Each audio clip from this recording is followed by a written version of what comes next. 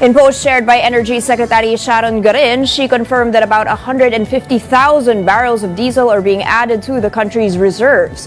Another shipment is also expected to arrive in Batangas. That's by Saturday.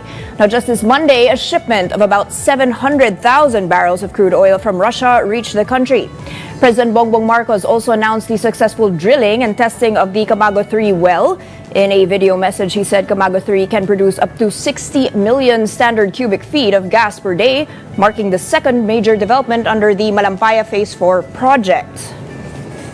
Alam natin lahat kung gaano kahalaga ito ngayon. Ang kaguluhan sa Middle East ay nagdudulot ng matinding pabago-bago sa presyo ng gasolina sa buong mundo. Kaya naman, ginawa natin ang lahat para masiguro na may sarili tayong supply ng enerhiya upang maibsan ang epekto ng kaguluhan nito sa pang-araw-araw na buhay ng ating mga kababayan. Meanwhile, oil firms admitted during a hearing of the Senate Protect Committee that they are now struggling to source petroleum supplies. Sa DOE and PNOC, wag na kayong matulog. Wag na kayong matulog.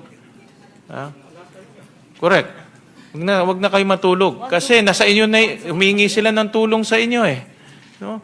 So, kailangan na talagang mag-double time tayo dito. Kasi kung sinasabi nga ng oil company, sirap kami, then it's up to government to move. No? But like I said, 60 days will fly by so fast.